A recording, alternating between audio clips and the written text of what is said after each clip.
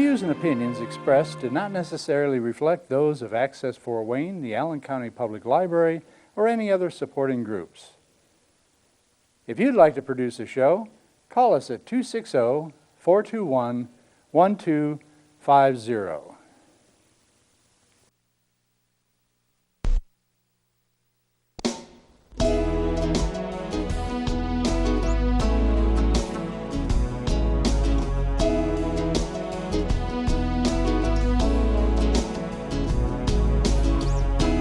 Let me be your lighthouse so I can show you the way. Let me be your shining light, I'll keep you from drifting away. I'm the one that makes you try. Hello, this is Patty Hunter of Patty's Page. Today I have a co-host named John Dickmeyer. Hello there. Hello, Patty.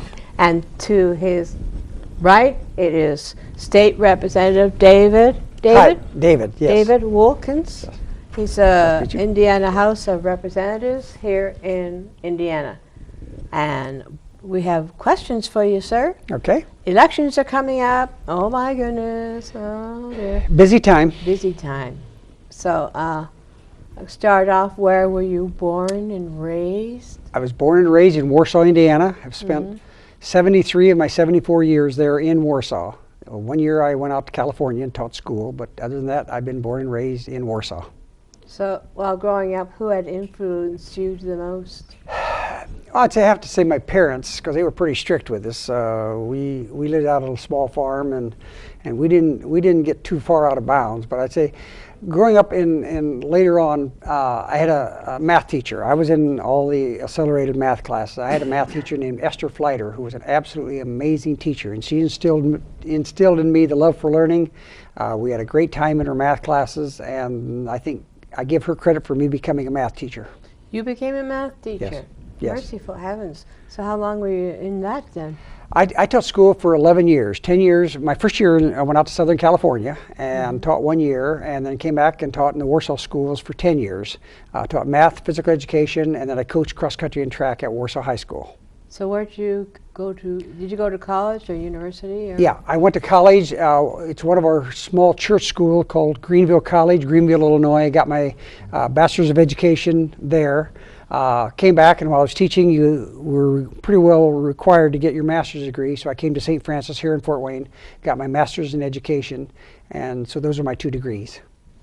So when did you become interested in politics?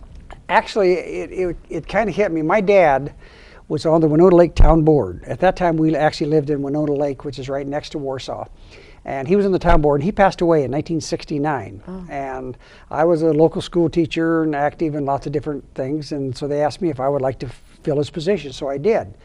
So for 17 years, I was on the Winona Lake Town Council, either vice president or president, and it was a neat event. I mean, you're basically solving problems among neighbors and so forth, and I enjoyed it. And so for 17 years, I was on the Winona Lake Town Board, and that's where I got my political experience. It's like in the Bible, 2 people coming up with a child saying, "This is my child." No, this is my child. You had to make the decision who it belonged to. That's right. That's right. That type of stuff. Right. Oh, yes. The interesting thing about small town government in Indiana is it's much more basic than a lot of people think it is, and the problems are very personal, are they not? Very personal.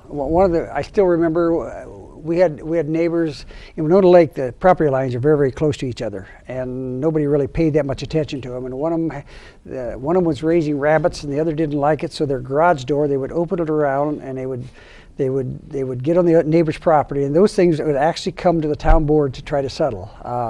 The one thing I found out, that was when I got in state government, as far as the financial problems, it's the exact same problems at local government. You just add about 6 zeros to everything to do it. So were you good at the budget? Yes. Well, yeah. Oh, good. I'm sorry, what? What did you do as a town board? Yeah. Everything. We had the police department, we had the fire department, zoning, because, like I said, the property lines were a mess. It was kind of a Bible campground, and they just had cabins everywhere, so property lines were a mess. We did that. What's the territory? Yeah, those are the type of issues that we had to deal with on the town board. Mm. And of course, it being a lake area, a lot of people don't understand that there's a lot of lake around Warsaw and Winona Lake. Yeah, there are we have almost 100 lakes in Kosciuszko County, and Winona Lake, it was where we lived at the time. It was a Bible conference, so every summer we would have a little town of 2,500 would all of a sudden swell up to 10, 15,000 people. They used to have the Youth for Christ things there. Billy Graham used to come into town, and I still remember the last time he came in town in 1958. He just recently passed. Yes, he did. How old was he? Mid-90s, I think. Yeah. Wow. So what was your first job and where was it? My first job, I was a busboy at the Eskimo Inn in Winona Lake in the summertime. You remember? I think I probably was 11 or 12 years old, which obviously you can't do that now, but in the summertime, Eskimo Inn was the only restaurant there on Winona Lake, and so I bussed tables. And then when I was 13, I actually worked, my dad was the foreman at the Winona Lake Free Methodist Publishing Company, and I went to work cleaning up the linotypes, which is an obsolete piece of machinery. That's what actually set the type. My dad was a printer, and he did these keys. Really? Oh, yes. So I worked there, and when I was a freshman in high school, because he didn't make any money, it was a mission for him to work at the church thing there. And I told him I wanted to go to college, and he says, well, I'll never be able to pay for you to go into college, but I'll teach you a trade that'll get you through college. So he taught me to run the linotype. And so my sophomore, junior, senior year, I worked almost 40 hours a week, all during school. I worked in the evenings, and he taught me a trade, and he did, in fact. I was able to put my way through college by being a linotype operator, which is totally obsolete right now. Are you a whiz at computers now? Not at all. I can do the basic email and look up things and directions, and it's partly because I don't want to. It's a lot of stuff to remember. A lot of stuff, yes. Yeah. So, John? Well, let's move on to the state legislature. The General Assembly in Indiana is an interesting institution. And what committees have you participated in the General Assembly? I've been on a lot of them. They started out, I was actually on the Ways and Means Committee, which is the one that actually does the budget. And at that time, I was in the minority. And basically, all you get to do is ask questions of the people that come in and testify, because whoever controls the General Assembly at the time, they're the ones that set the budget priorities. Did that for about 7 or 8 years, and it was very, very frustrating because all I could do was listen. You meet just about every day. And then I got interested in an environmental issue. You know, with all the lakes in Kosciuszko County, we have an awful lot of wetlands. And there was What year was that? What? What year was that? This would be about 1991. That's when I got married. We had a senator from Bloomington that basically was going to take wetlands off the map. You couldn't do anything, whatever. And so I got in because half of my town was built on filled wetlands back then. And so I got in basically to stop her from doing what she was doing. And so from that time on, the environmental area was one that not too many people really enjoyed working with. And so I've been involved in the environmental area. I've been chairman of the environmental committee for as long as the Republicans are in charge. And that's been my main focus. But I've been on the Veterans Committee. I'm currently on the Natural Resources Committee, which I enjoy. And then kind of at several of us, we talked to the speaker back in 2010. We set up this select committee on government reduction. I'm one that I'd like to shrink government if I can. I want government doing only those things that absolutely you can't do yourself. And so we actually set this committee up, and we have gotten rid of over 100 different commissions and things. We're very good in the General Assembly of starting something, but never finish it. And so we've gotten rid of these things. We've gotten rid of a number of regulations. We actually, our focus is trying to make government efficient. So you believe in small government? Small government, absolutely. And I'm very proud of the fact that last year, 2017, U.S. News and Rural Report ranked Indiana the #1 state government for efficiency, size, operation. And I've been there a long time, and so I'm a very small part of it, but I take pride in the fact that we have done that. So you are Christian? Yes.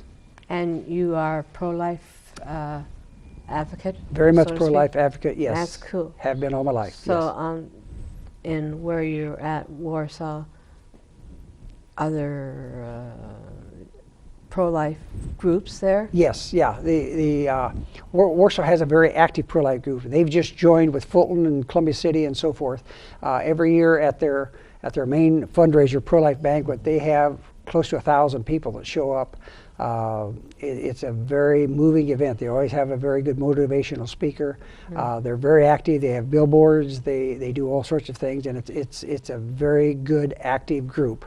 And they are affiliated with the Indiana Right to Life. Indiana Right. Yes. Carol Tobias, Indiana Right to Life. I know her husband. I don't know her. Yes. Well, I interviewed her several times. She's a good wee Yes. lassie. Yeah. I like her. David Kuntz is the main one that I have dealt with. Has been with Indiana with Kosciuszko County Right to Life. Very Who very else dedicated. have you worked with? In the Right to Life area, or Yes. just Well, political. political? Hard to say. Most of the folks in the General Assembly, I have a very good relationship with not only the Republicans, the Democrats. Half the time I've been down there, Democrats have been in charge. And I've stayed out of the political battles. And so I have friends on both sides of the aisle. So when we're not in power, I can usually find somebody to, if it's a good idea, we can get it done. They may have to alter the bill or whatever, but Alter the language, you mean? yeah, they have to actually write the thing and carry it. And usually I'll go on as a co-sponsor. But if you want to get something done and stay out of the politics, you can get it done down there. Yeah. How? Really? That's a good question. How? You know, it's funny because all you read about in the newspapers are all the things that we fight about. The majority of things down there, probably 85 to 90% of bills that are passed almost unanimously. Right. It's that other 10 to 15% where, That everybody knows this.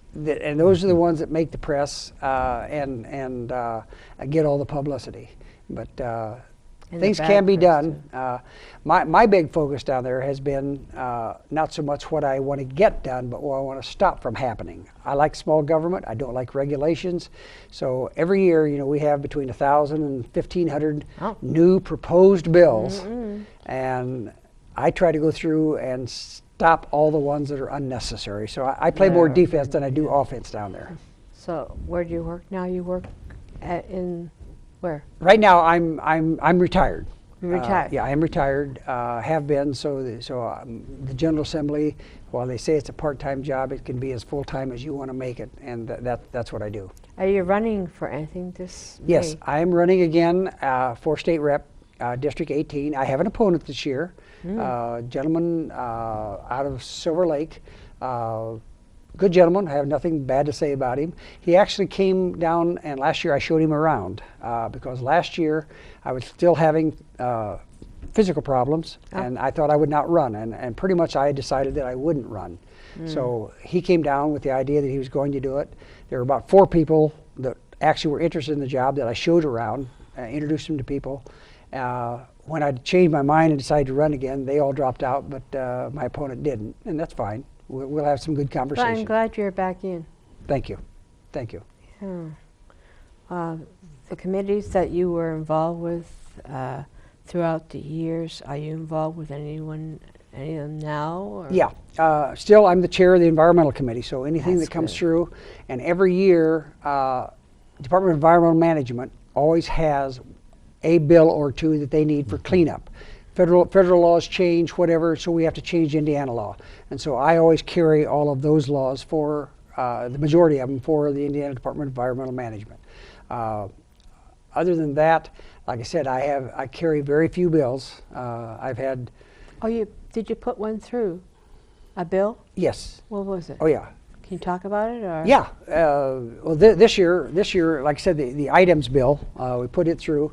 It had a number of things. A few years ago, we were having a problem with confiscated drugs. How do you get rid of them? And so we actually, in a bill that I carried for them, we allowed steel mills, the ones that have the high temperature furnaces, they can burn them.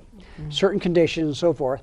A lot of the steel mills have been reluctant to do it because of their air permits. They were afraid they were going to get in trouble. So the bill I had this year basically gave them immunity. If they burn these drugs, these confiscated drugs, it's not going to violate their air permit. Another kind of humorous part of the bill, a lot of states now out in the country, instead of farmers having to put up no trespassing signs every 150 feet, if you take purple paint and put it on the top of your fence posts, put it on your trees, just start marking with purple paint, that means keep out. It's a lot cheaper for them to buy a can of paint than it is to buy 20 no trespassing signs. Another part of the bill, there was some conflict between septic tanks and sewer systems. Right now, Board of Health pretty much handles the majority of septic tanks. IDEM handles almost all of your city and your sewer systems.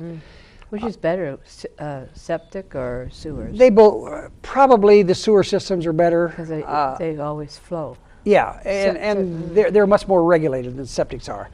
But what we did, some of the larger communities, sewer systems are not working, or they're not available to them, so they're actually putting in septic systems. And what we decided to do is give all septics to the Board of Health, all sewer systems to IDEM. So that was the main bill that I had this year. I've had several interesting bills in the past. 2005, I rewrote Indiana's eminent domain law. That was when they had what was called the Kelo decision out in Connecticut, where a town went in and took a whole neighborhood because they were going to put a shopping center in. Oh. And it ended up going all the way to the U.S. Supreme Court. And so we changed our laws, made it much more difficult. Eminent domain is supposed to be used for public use only, fire stations, libraries, something that's public. So that was one of my favorite bills that I did, was rewriting that. A couple others. We have a problem with mopeds in Indiana. A lot of people drive mopeds. The majority of them are people that have lost their license, and that's the only way they can get around. Well, there was a movement to take away that. You had to have a driver's license to drive one of these things. Well, yeah. Well, the only problem is you got all these people that have lost their license. If you take away their mopeds, they're not going to be able to get to work, and they're going to be on welfare, whatever. So we made it so that they can register them.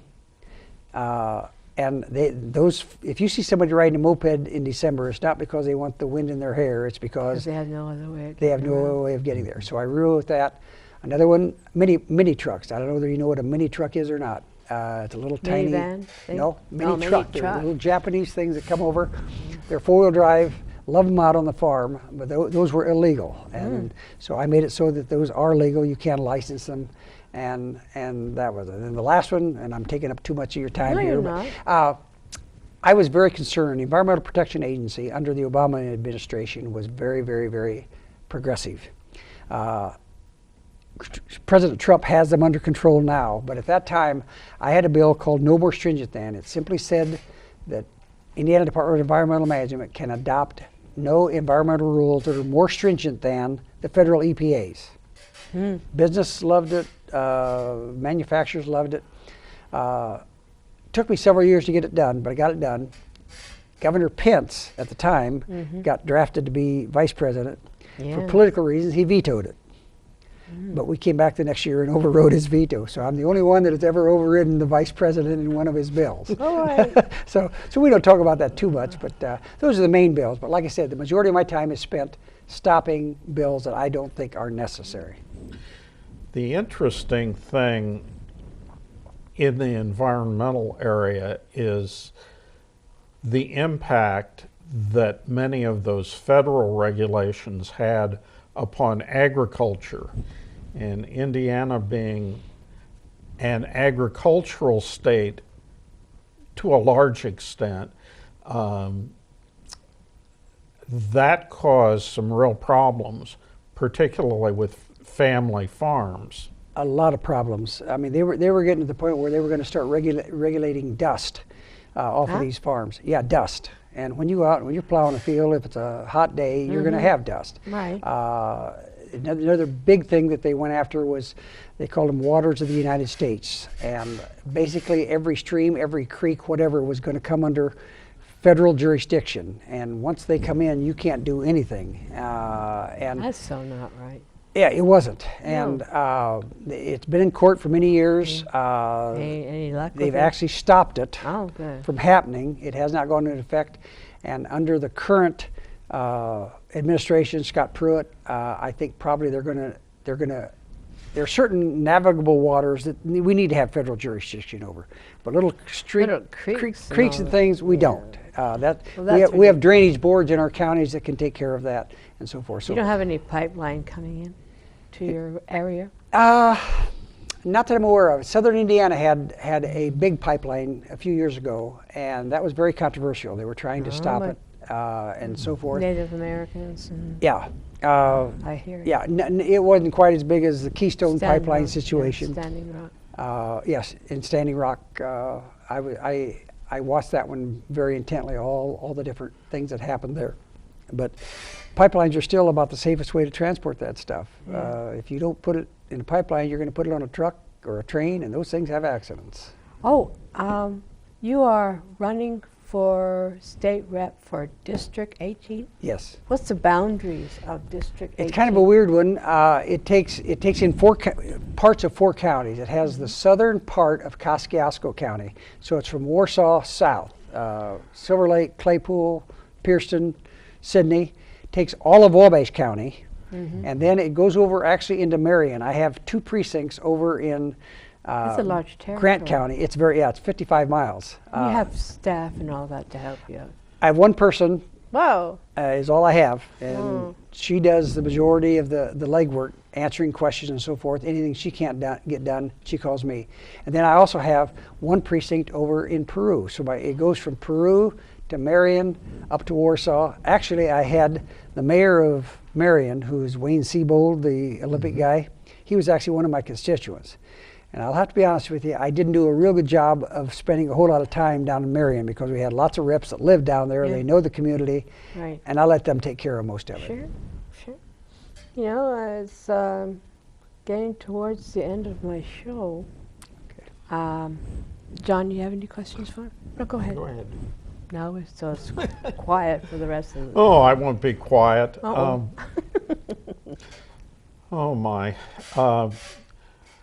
So, what is the leading issue in the General Assembly this session? This last session, we actually had 2. One was the abortion issue, and the other was the gun issue.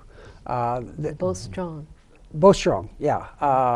The gun issue, NRA is very, very strong in Indiana, and I thought they could get anything they wanted. Their big thing was constitutional carry. Don't have to have a license. Don't have to have a carry permit. Anybody can do it. And I thought that would be a slam dunk in Indiana. About 15 or 20 of us put it on our survey asking, should we do away with the permitting system? And I was absolutely shocked. 65 to 70% said no. I have breakfast every morning with a bunch of guys out of McDonald's. There are about 12 to 15 of them. Yeah. I'm probably the youngest guy there. Oh boy. Probably 9 of the 15 are packing. I mean, these are hardcore lifetime NRA members. Wow. And they said, no, don't do away with that system. And I said, whoa, what's this?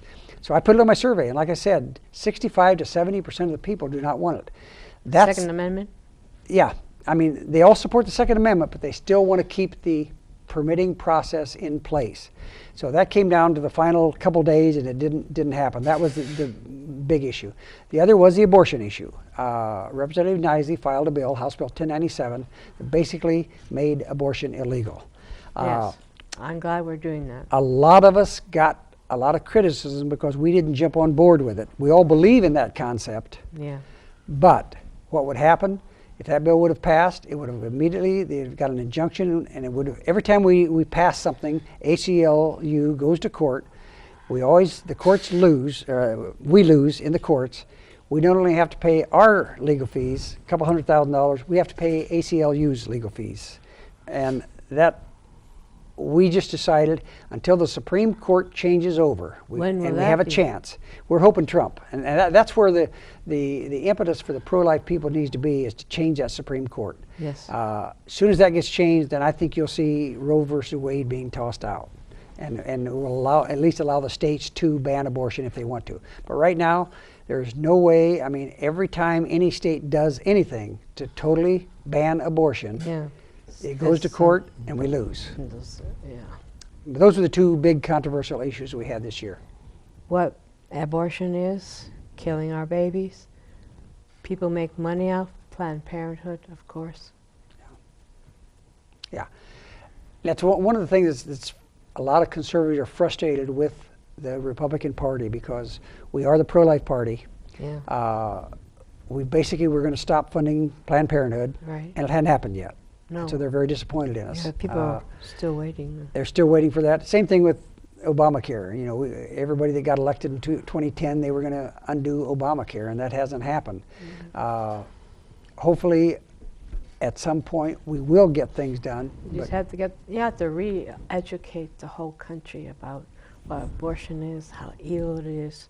Yeah. And to show, I mean, 40 years or more of legalized abortion. New generations, the younger generations are starting to come up saying, this is so not right. Yeah. And that's what we're doing. We're trying to educate the young so they will grow up and not be pro-abortion. Yeah, and it's unfortunate right now because Indiana Right to Life is the main. They're the ones that have been fighting abortion for all these years, and there's a new group that comes in that simply wants to abolish it, and those two groups are at odds with each other, and it's a shame. It's a shame because they both have the same end goal, right? But the different methods. the infighting, the different methods, and the infighting is hurting the cause all the way around, and that's a shame. Well, right here in Fort Wayne, we have Allen County Right to Life, and I'm with Lutherans for Life. So we're all pitching in the same as you. Way. Yeah. So this is going to be a last question. Okay. What goals do you have if you get in to the District 18 as state rep? What would you have to do? I mean, what goals? My goals are to continue the things that we've started, balanced budget, spending money for what we need, not for what we want. Mm-hmm. And we've done a pretty good job with that. Right. We have our state budget is in pretty good shape. Everybody keeps talking about the $2 billion and we ought to go out and spend it on roads instead of raising taxes, but that's only about 35 days of operation of our government. So it looks like a lot of money, but it's not that much. Right.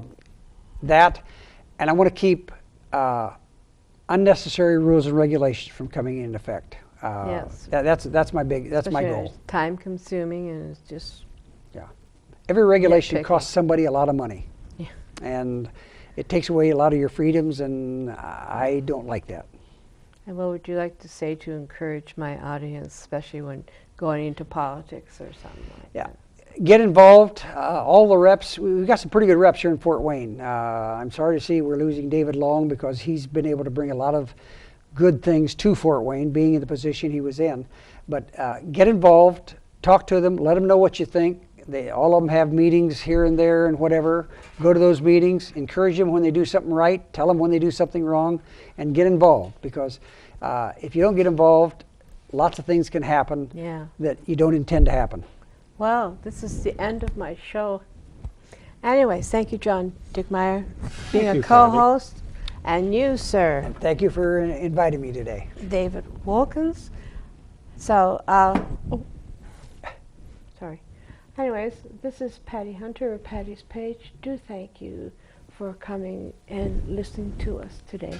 We'll see you next week. Thank you. Good day. Bye-bye.